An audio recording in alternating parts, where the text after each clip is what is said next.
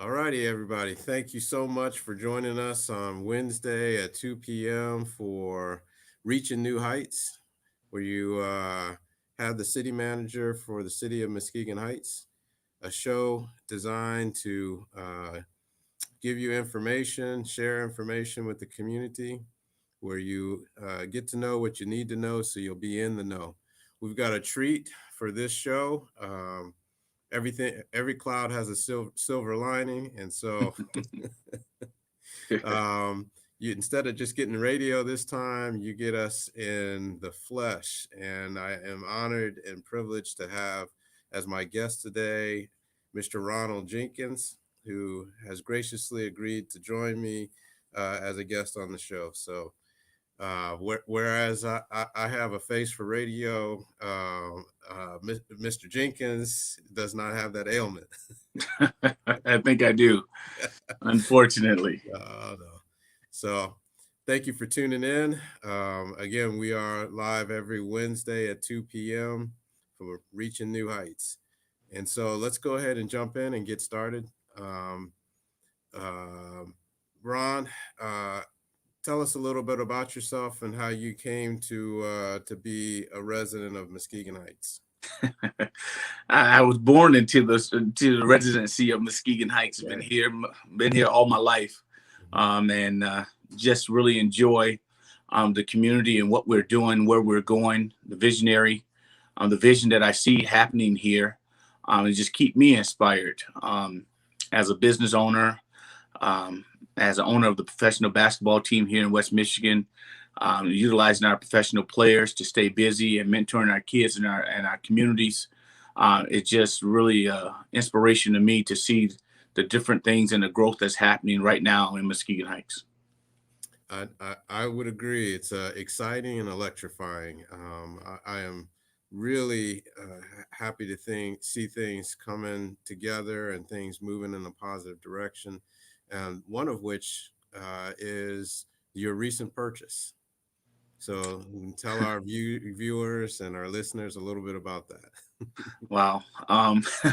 Yeah. Well, of course, we're working on. I purchased the 7,000 square foot building here in Muskegon Heights in the city, where we're going to be utilizing it as our mentoring center. We're going to actually be bringing in myself and Joy Williams. Joy is going to be bringing an art gallery. We're going to be teaching young people on different life skills and how to paint, airbrush painting. He's going to also be doing a lot of his screen printing and different things like that that's inside the facilities. So we have a lot of different avenues Oh, that we're I going think we to may have bring. lost Ron there for a second. You know, Oh, here we go. are we back? Yes, we're back. All right. But as I was saying, we have Joey Williams that's going to be with me. We're going to be bringing in the screen prints. The He's going to be teaching airbrush painting. He's just going to be utilizing it as an art studio as well. So we have a lot of different things that we're going to be doing inside the facilities itself. That is going to be a plus for Muskegon Heights, our children, our youth, and as well as adults. Beautiful, beautiful. And I'm sure you probably heard, but just in case you didn't, there's a new public arts initiative that is bringing art to a mural art to the bridge crossings for the railroad tracks, both in the city of Muskegon and in the city of Muskegon Heights, between the Heights and Norton Shores. Uh, we successfully raised $100,000 through the patronicity site to be able to fund the a portion of the work that's being done on the rail track between Norton Shores and Muskegon Heights. I would love to see some of the kids that you're working with get a chance to see that in action and meet with the artists that are doing the work and be able to see um, could what they could aspire for in terms of having an impact on community through art. Absolutely. I think that'll be something that Joey would love to do again. I think, well, no, I know that we actually also contributed towards that. So I was pretty happy about that. Hmm. Um, seeing the city of Muskegon and Muskegon Heights actually doing this activity for our communities. And when you're driving down the highway, I think it's just going to be an awesome sight to see. So, Amen to that. So thank you for sharing that. I'm curious to hear from you, from your perspective, being born into the Heights, long-term residence in the Heights, business owner, bringing your business opportunities to the Heights. What are your thoughts about where the Heights has been in terms of the past versus where we are today? Um, on March 24th, 2021. well, as many have already spoken of the success that we've had in the past in Muskegon Heights, and the businesses that used to be here, and the things that we have accomplished in the past. But those days are no longer here. So we're trying to put the new Muskegon Heights together. And I see the positives that are coming, especially since you, Mr. Bill, have come into the city. We've had some previous city managers, Natasha and Jake, that actually started bringing visions to the city of Muskegon Heights. Mm-hmm. And I respected them and things that they were doing, and to see you coming in and also adding to what they had already started, and to change up some things, even how the beautification of the city is coming around the downtown area of the city of Muskegon Heights. I think it's just that time that we actually give things so that we look at the city of Muskegon, how they're walking down Western Avenue. And I think Muskegon Heights can have that same type of spirit, if I can say it that way, that we can have our residents being able to walk from one location to the next location and experience the new life of Muskegon Heights. I don't want to keep talking about the old Muskegon Heights, because that's just not us, unfortunately. But visionaries and the new us can bring a new lifestyle, and also some creative ideas and thoughts to our youth and our children that is actually graduating from our schools, and give them a part of society. So that's what we're really trying to create in the downtown Muskegon Heights on Broadway.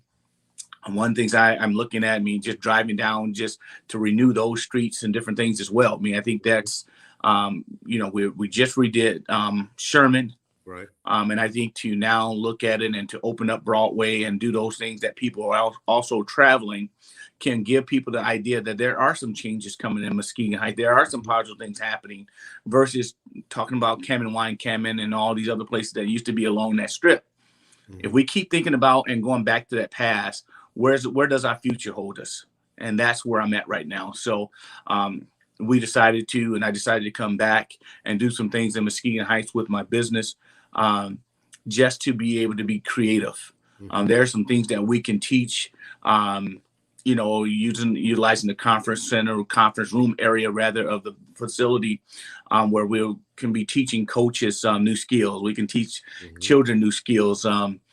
It's a multiple things. I don't want to really go into detail everything that we're talking about doing, because I'm more of a quiet person. I don't really talk about a lot of things that I'm trying to do or want to do. I just like to try to get it done. Lost you.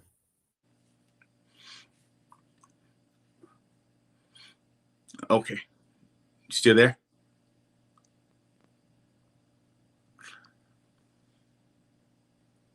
All right, there we go.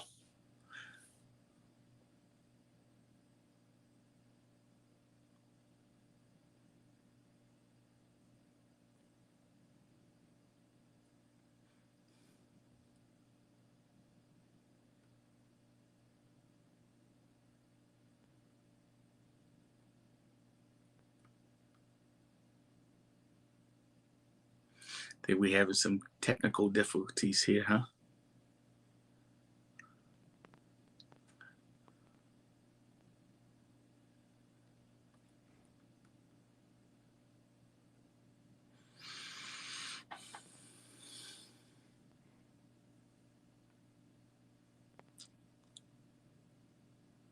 I think we lost Mr. Bell completely on that one.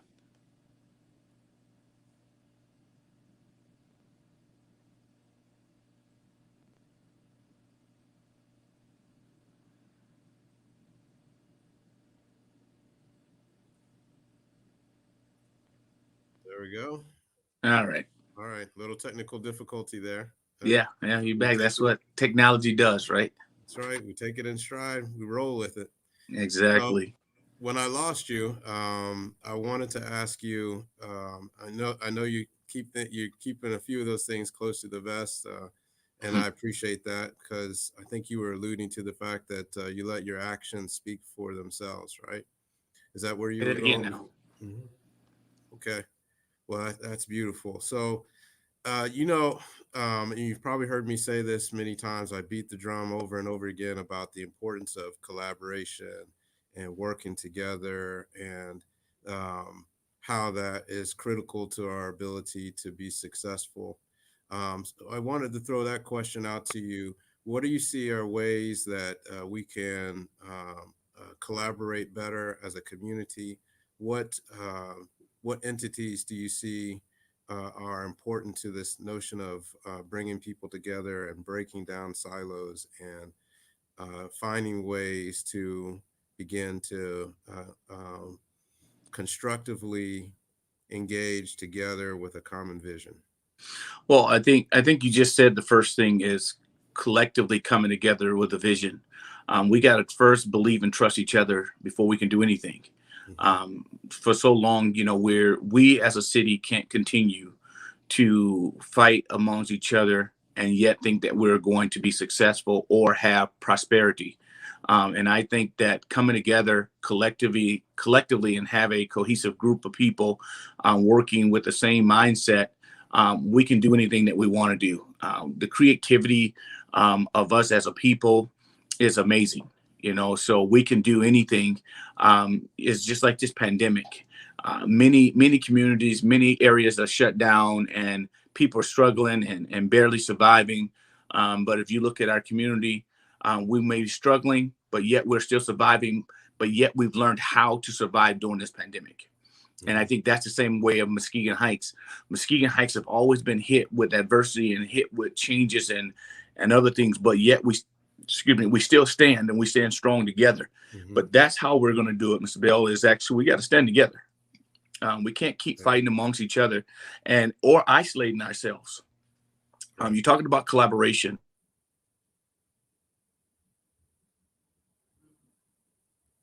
I think we Cities lost. work.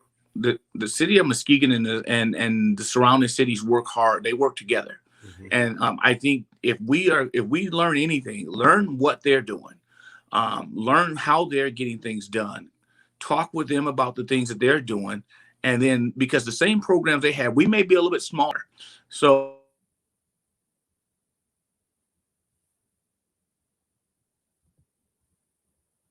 than what they do. But we are able to literally collaborate, join hands in hands with them to work the same thing in, especially minority organizations such as ours. Hmm. There are a lot of different outlets that we can use, even correcting some of the issues within our school system. There are some things that if the city, even if the city and school would work together, Hmm. we can actually eliminate some of the debt, some of the things that are happening here in Muskegon Heights. It is amazing, and that's what I'm willing to do. I'm willing to come in, and I've never been afraid to get my hands dirty. I've never been afraid to get in the community and be visible. I've never been afraid to speak my mind, speak the truth. At the end of the day, that's all I have is what I offer, and that's just being visible. So that's where I'm at right now. I truly appreciate that, and if I could add, I think one of the key elements of collaboration and coordination is understanding that there is shared sacrifice, but through shared sacrifice, you have shared success. So in that process, we all understand that not everybody gets everything that they want, but by giving up a little bit, you change the equation from 1 + 1 = 2 to 1 + 1 = 5. Yeah. You leverage that, then it becomes 1 + 1 = 10.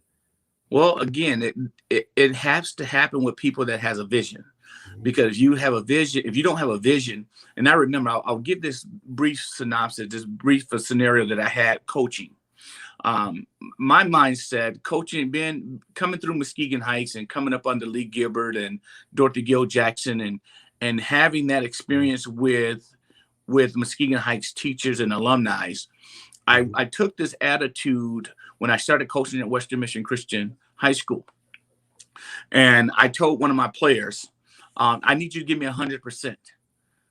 Need you to give me 110%. And this young man, I remember just like yesterday, he came back the next day and he came back and said to me, he said, Coach, I went to my teacher and my math teacher said, there's no such thing as 110%. and I remember looking at him and I looked at the rest of the team and I told him, I said, that's why he's your math teacher and I'm your coach. Because I'm going to show you when you think that you gave me 100%, I'm going to show you that you have more to give. And that's what we're doing as teachers. And again, if you don't get a chance to see that, you'll think that you're limited to that 100% of your mind. Mm-hmm. But going beyond that, you'll see that 1 + 1, reality is that equals 2. But you know that if you can come together and if you, myself, and others are on the same page, 1 + 1 could equal 5. It can equal 10. It can equal whatever we accomplish there. So again, having visionaries, having people that can think outside the box and collaborate outside the box is what's important. Excellent. And I know that there's another area that you and I have in common from my career, having worked in education and as a school superintendent, and you have experience in as a member of the school board. So we share in many ways the understanding of the importance that you mentioned before of the opportunity to collaborate between the city and the school system, and how important that is to the community. Mm-hmm. Because we serve the same families, we serve the same children, we serve the same households, and so as the two largest tax entities in the city, it makes sense for us to see and search for and be intentional around ways that we can work together and bring more synergy to the services that we provide to our community. So. Well, you hit it right on. I mean, I remember when I was on the school board, there was times where we tried to collaborate and we wanted to meet as the two bodies. Mm-hmm. I think we met one time and that was it. But I also look back at it now, and the adversity that we faced was that from the old school mentality is that there always has to be one person in charge. And we have to get beyond that. Like you said, the synergy of the two entities of the school and the city, the two highest tax bases that's here, we serve the same purpose. We serve the same families. We serve the same people. And if we can come together, there's a lot of things. And that I would say to superintendent, if they would meet face to face, we'll learn that there are some things that the state will forgive because the city and the state are collaborating together. But you can't do that if you're not willing to do it. And it's not hard. It is an easy task to do. Is just to be able to humble thyself, to show that, hey, let's work together for the common cause. Another thing we've always had in Muskegon Heights is that we've always said, well, we don't want anybody in our business. Well, unfortunately, our business is already out there. Okay, so if you don't want people in your school buildings, okay, but guess what? Your school business is already out there. If you don't want anybody in your city business, the city business is already out there. So why don't we be the first ones to acknowledge that these are the things that we have going on? These are things that we're needing to do. These are things that we need to improve on, and solicit the help that is already out there. We don't have to reinvent the wheel. There is help out there for our city, for our schools, for our families, for our children, and we don't have to reinvent it. It's there already, Bill. Right.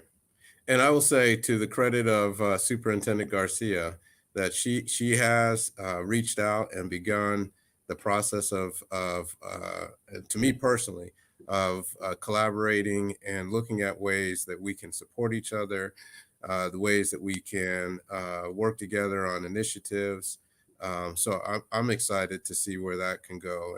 And I'm thankful that that process is in motion. So I want to make sure that I give credit where credit is due in that regard.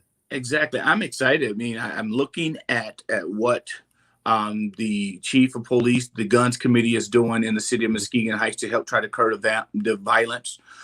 So this is where the West Michigan Lake Hawks and our Lake Hawks in Flight, which is our nonprofit part, come in to beautify and to assist inside the school. So there's some things we're doing at the school with the children.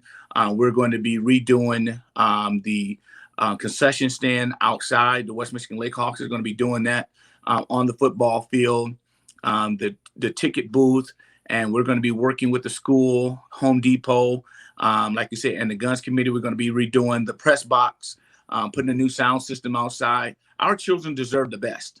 They deserve it. They've earned it. And so we want our children to be able to come back to Muskegon Heights and understand that this is their home.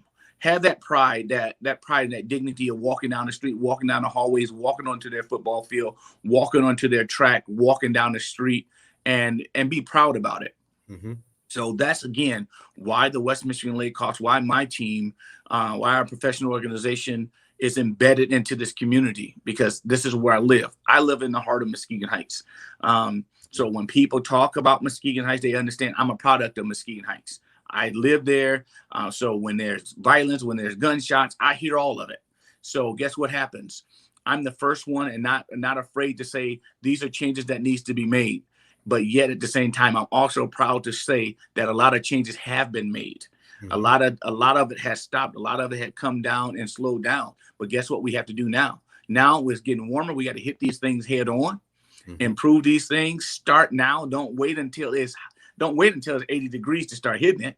What do we do now? Start hitting it now, and we'll be ahead of the game. And that's one of the things, again, that I'm proud about, that I'm seeing that you're trying to implement as a city manager. You're starting to, and the chief of police, we both sit on committees together, and we're starting to try to figure out ways to curb the violence and try to improve our inner city before it gets too late. Right.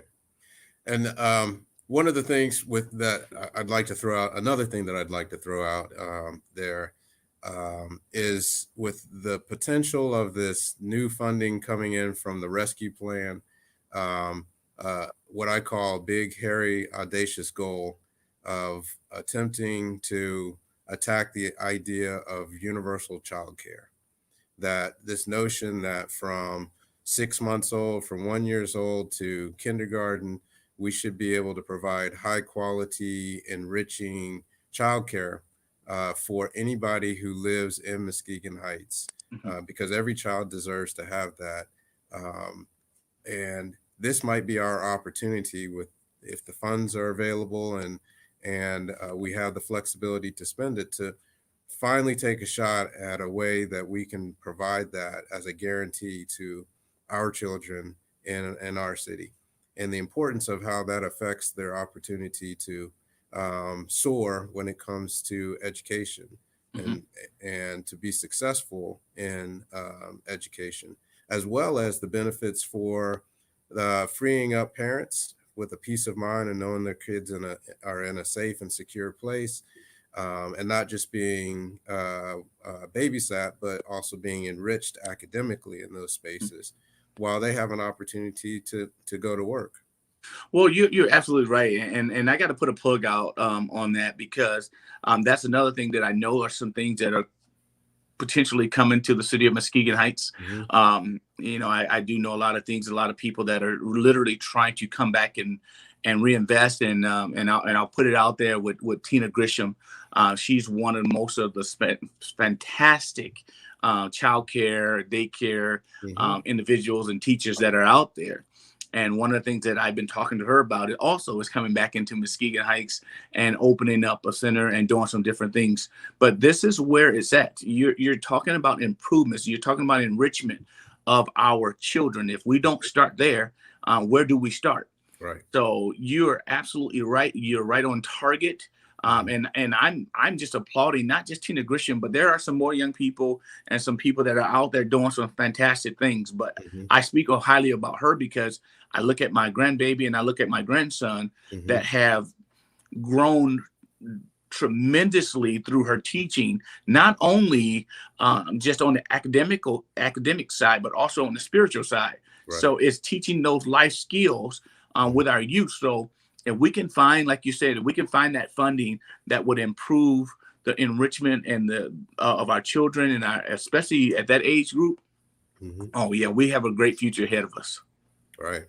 And keeping with the theme of collaboration, I want to thank the council and the mayor for having the vision around this funding opportunity to get out there and say that within the county of Muskegon, with this funding opportunity, we don't need to just go to our corners and spend whatever money that we have, but we need to think about coming together regionally and looking at ways that we can leverage those funds, if possible, on a regional level to get more bang for our buck, to get more impact for that money. Because as the governor said, this potentially is a once in a lifetime opportunity, and we want to make sure that we make the most of it.